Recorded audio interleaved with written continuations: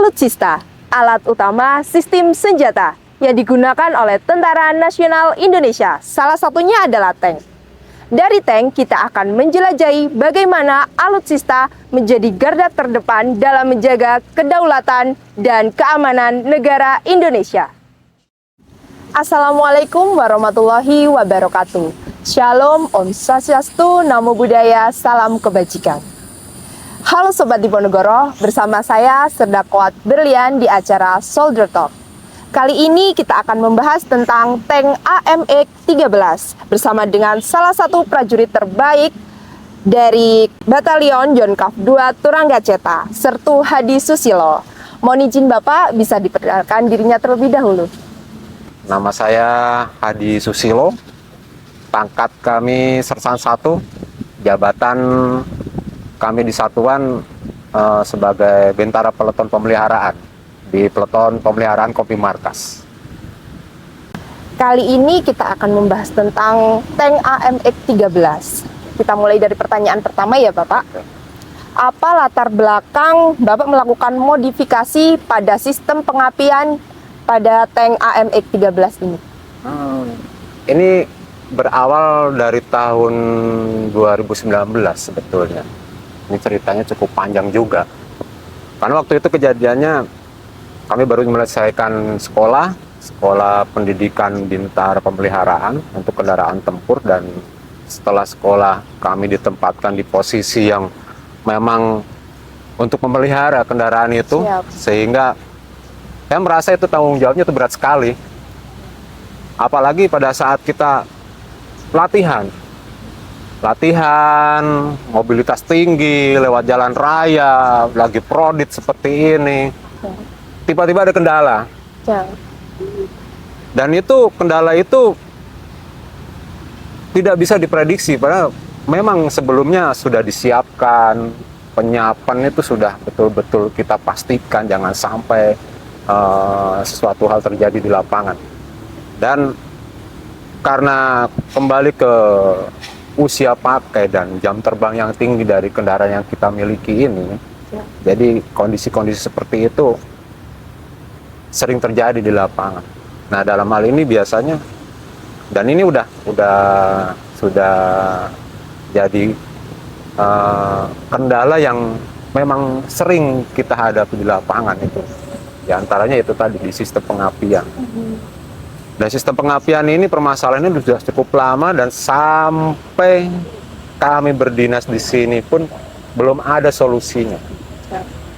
Sehingga itulah gimana sih? Ada nggak solusi alternatif nih untuk menyelesaikan masalah ini nih, khususnya di sistem pengapian itu.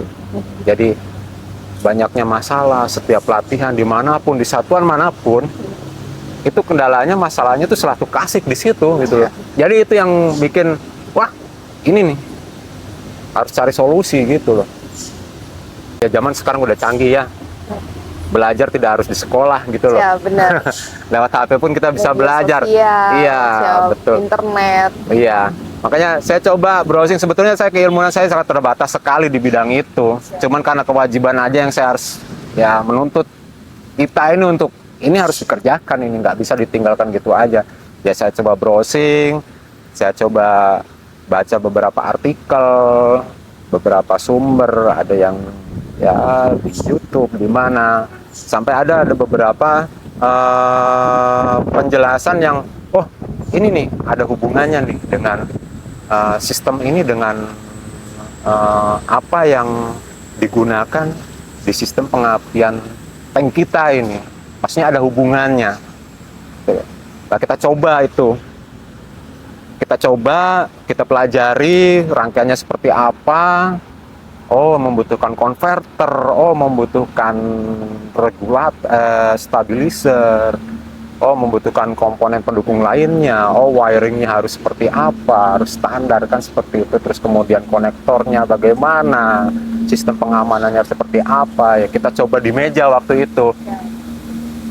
Dan itu rangkaian itu kami coba sebetulnya masih sederhana sekali, dan itu sangat sederhana sekali.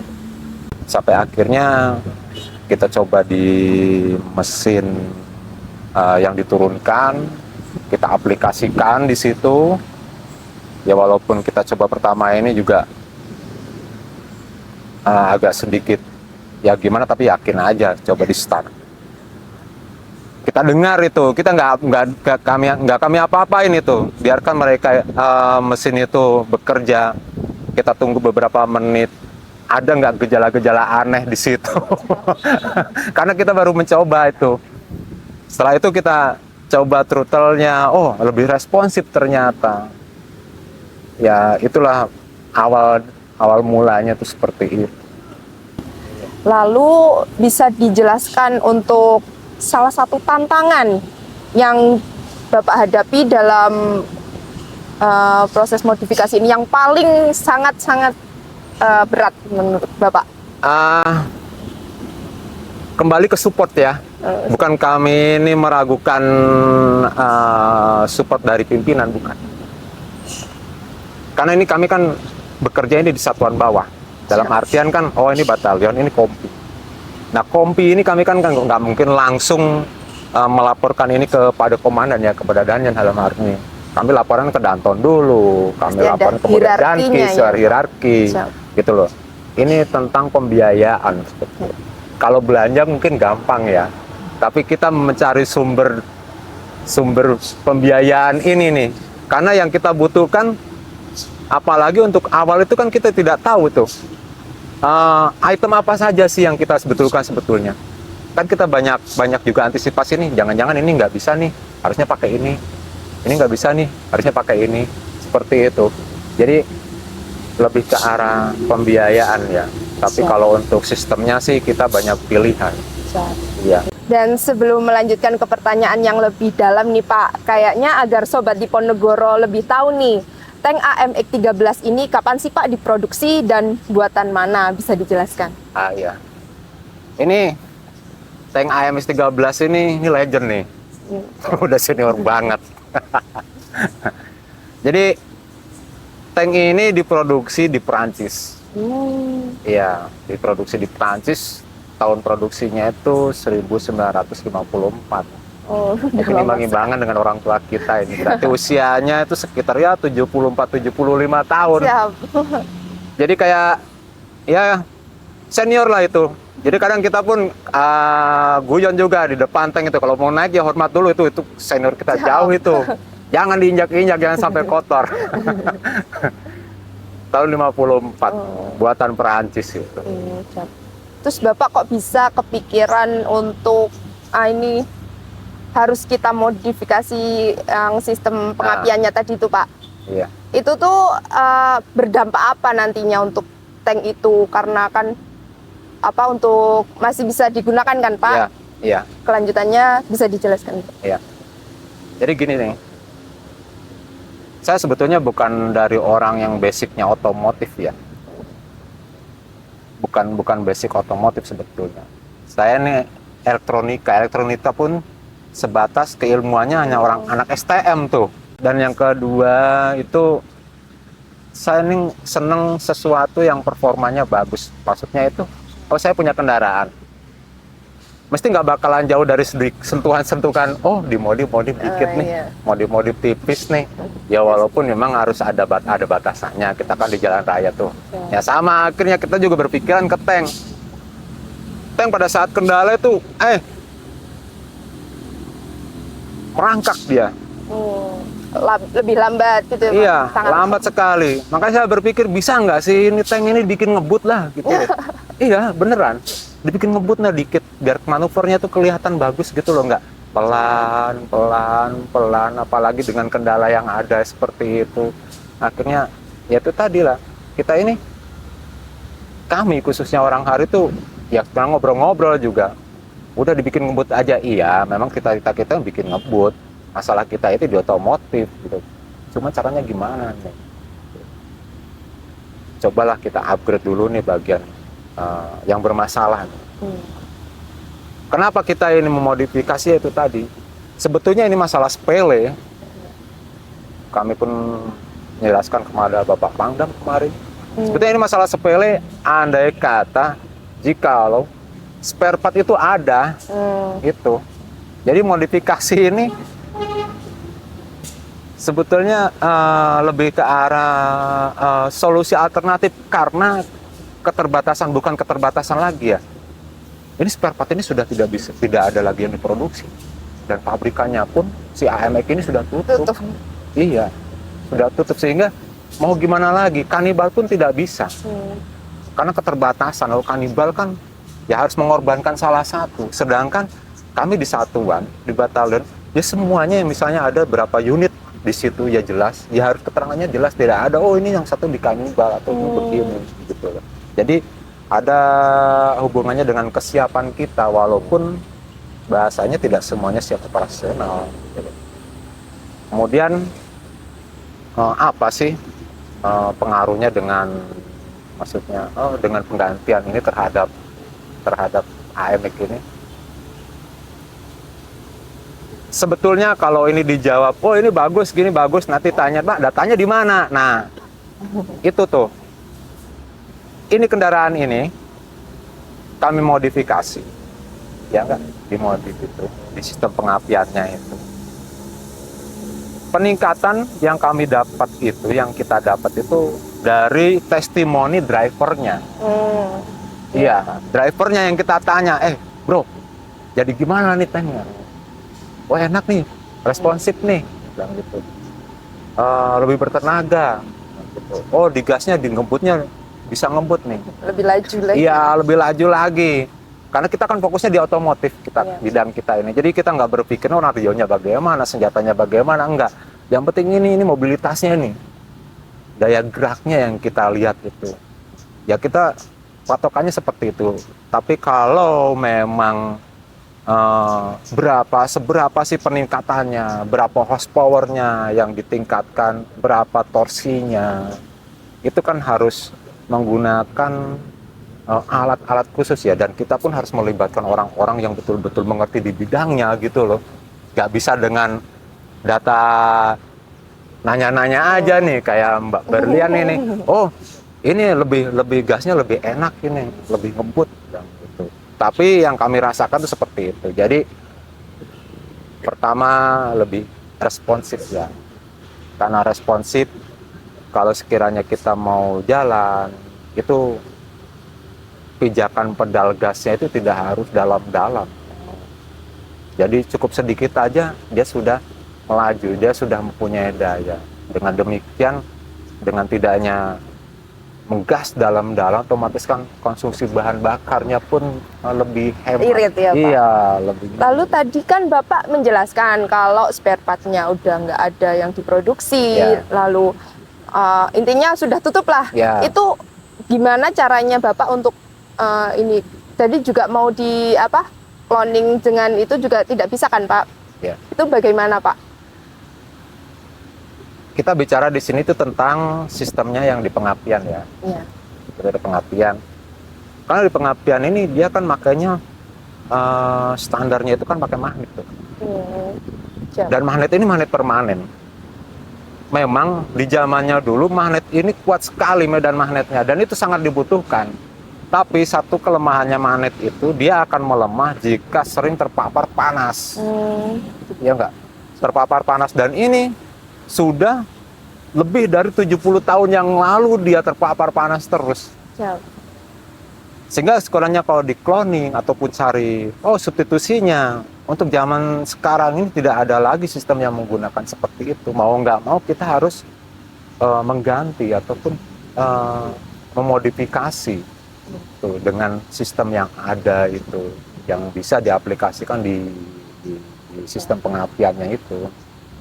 Baik Bapak.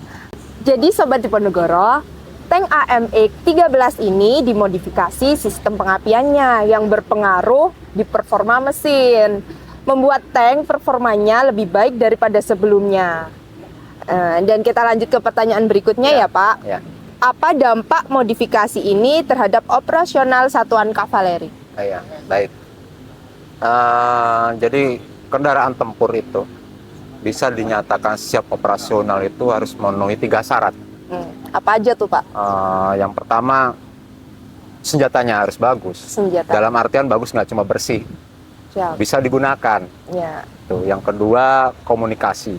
Jadi di situ ada sistem komunikasi untuk instruksi koordinasi di antara di setiap kendaraan tempur maupun di dalam kru itu sendiri.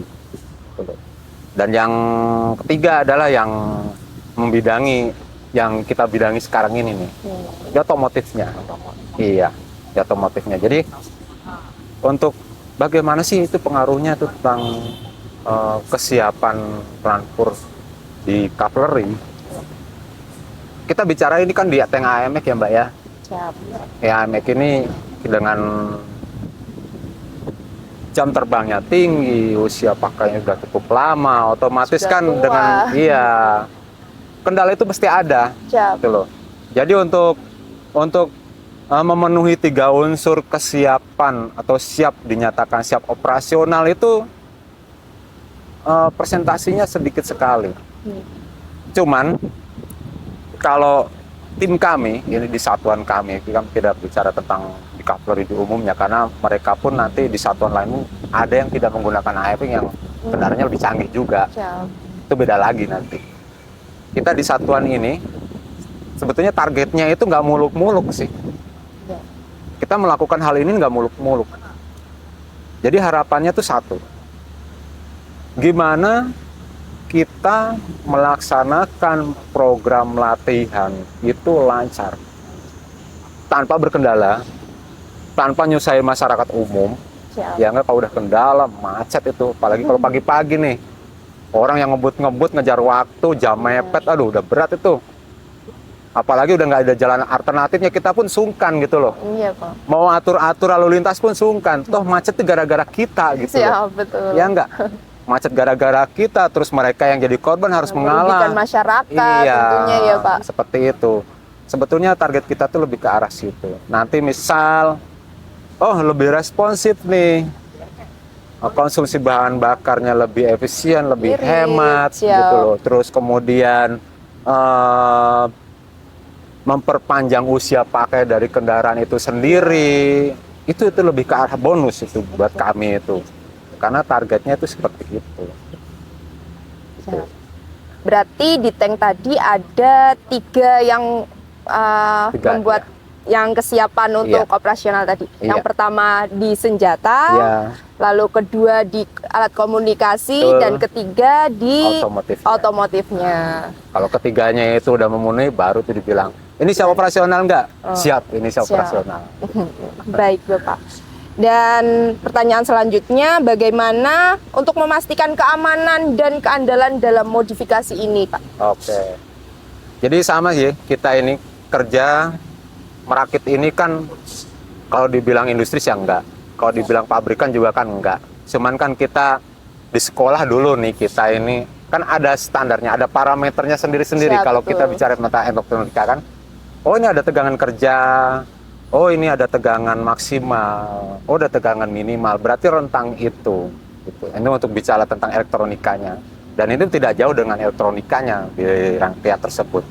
Jadi ada parameter-parameter yang kita tentukan di situ untuk komponen ini. Siap. Contoh misalnya untuk seperti stabilizer untuk suplai tegangan.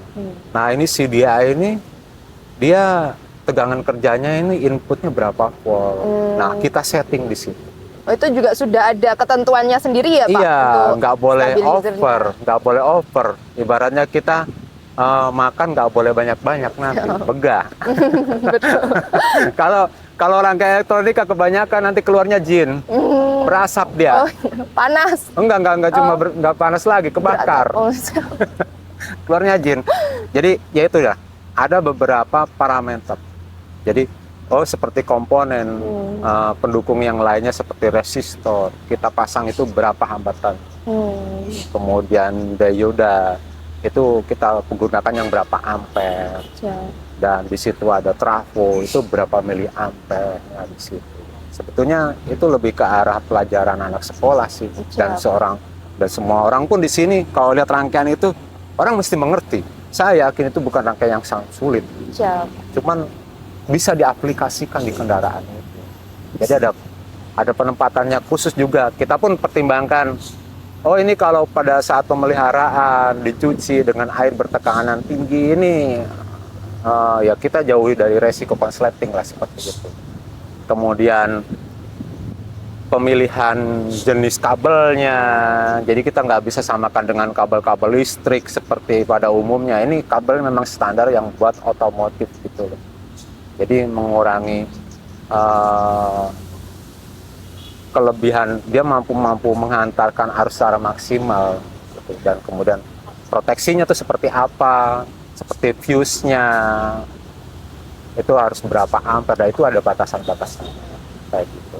Berarti sangat diperhatikan secara detail. Betul. Dan memang kalau ada kesalahan sedikit pun pasti juga tidak akan berjalan ya Pak. Betul, error semua.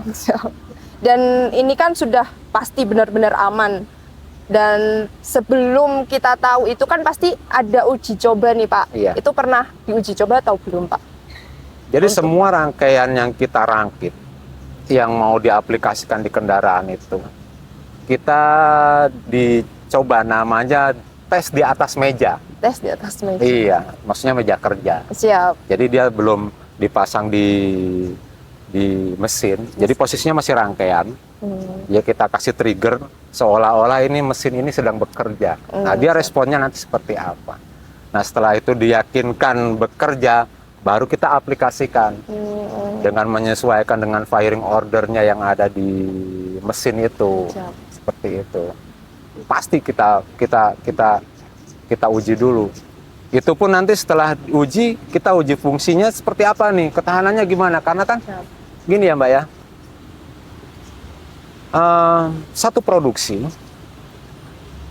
brandnya sama, pabrikannya sama, itu kadang kualitasnya juga ada yang berbeda gitu. Siap. Iya nggak? Siap. Contoh ya, kita aja beli sepatu di luar sana atau beli produk apapun di sana, di luar sana, pasti ada yang namanya cacat pabrik. Pasti. Nah, Pak. kita tuh antisipasi Barang hal defect seperti gitu itu, kan, Pak. betul. Siap. Makanya kita pun uji, oh standarnya kita harus dihidupkan nih selama 1 jam tanpa beban, bagaimana dia responnya. Siap. Tuh, seperti itu. Lebih ke arah situ, karena ini kendaraan tempur. Siap. Dan pastikan dipakai untuk operasional itu Iya. pasti terus-menerus ya Iya, Pak. betul. Untuk pertanyaan lanjutan nih Pak. Dan rencana Bapak untuk mengembangkan modifikasi lebih lanjut ada nggak sih Pak? Kalau kan biasanya mesin kalau udah tua tuh nggak cuma satu nih yang rusak, pasti kan ada lagi gitu. Iya, ngerti saya. Siap. Bisa dijelaskan Pak? Ada sih, ada. Karena ya itu tadi, kembali ke latar belakang. Karena kondisi. Jadi kita ini mikir, oh ini nanti setelah ini masih kurang nih. Contoh ya, kita bicara lagi. Oh ini alternatornya rusak. Jadi alternator itu seperti lilitan, kumparan ataupun dinamo yang tugasnya itu untuk pengisian dari aki biar nggak tekor tuh. Jadi supply listriknya itu seperti kita power bank dipakai tuh masih ada diisi lagi. Jadi nggak ada tekornya. Nah kita pun rencana seperti itu. Kita perbaiki dari sistem alternatornya. Kita ingin memperbaiki dari sistem aliran bahan bakarnya dengan yaitu tadi mencangkok spare part yang di pasaran itu mudah didapat. Di pasaran itu mudah didapat. Jadi sekiranya, oh ini barangnya sudah tidak ada, iya pabrikannya sudah tidak ada, tapi kita masih ada lagi. Tuh di situ tuh. Jadi pengadaannya tuh mungkin lewat di kita melaporkan pembinaan atas. Jadi kita kalau sekiranya di bengkel kita ada namanya bank puskap kan. Jadi kita melaporkan ke bank puskap. Ini loh kita butuhkan seperti itu. Jadi untuk drop atau supply dari spare partnya itu memang betul-betul terdukung dan sesuai. Gitu. Jadi tidak ada lagi salah gimana ya? Bentuknya serupa tapi tak sama ya, gimana ya? Ya seperti itu. Oh bentuknya sama nih, tapi ternyata dipasang nggak bisa gitu loh. Yang menghindari hal seperti itu. Siap. Ya. Selanjutnya nih Pak, ada nggak pesan atau hal yang ingin Bapak sampaikan untuk prajurit TNI AD di luar sana? Pesan kami untuk rekan-rekan kami yang ada di luar sana, terutama untuk rekan kami nih yang ada bertugas di Papua, tetap semangat. Yang ada di Medan Aman juga tetap semangat, jaga kesehatan, jaga kekompakan. Siap. Dan satu hal, sebetulnya ada harapan nih sebetulnya. Boleh nggak bilang harapan? Boleh, Pak. Silakan. Siapa tahu beliau-beliau mendengar. Siap. Besar ya harapan kami ini tentang modernisasi, tentang alutsista yang ada. Kalau kita dengar perkembangan di luar sana tentang pertempuran seperti itu, kita pun ada satu pertanyaan, kita siap nggak sebetulnya? Bukan siap orangnya, kalau orangnya mesti berani. Pasti siap. Pasti berani. Siap, Pasti berani. Tapi dengan adanya kesiapan kan harus dilatih. Siap Ya benar. nggak? Dilatih pun kita pun harus ada yang namanya suatu alat yang mendukung. Seperti itu. Mungkin pimpinan atas bisa memikirkan dan mempertimbangkan serta merealisasikan gitu untuk rencana-rencana ke depannya seperti itu. Amin. Iya. Semoga didengarkan ya, Pak. Amin. Baiklah, saya mengucapkan terima kasih Bapak telah berkenan hadir Iya. dan berbincang pada Diponegoro Shoulder Talk hari ini. Iya. Telah banyak informasi yang kita dapat dari tank AMX-13 ini. Semoga semakin sukses dan jaya terus untuk kavaleri. Terima kasih. Sobat Diponegoro, demikianlah tadi telah kita simak bersama perbincangan dengan narasumber yang sangat luar biasa. Terima kasih Diponegoro.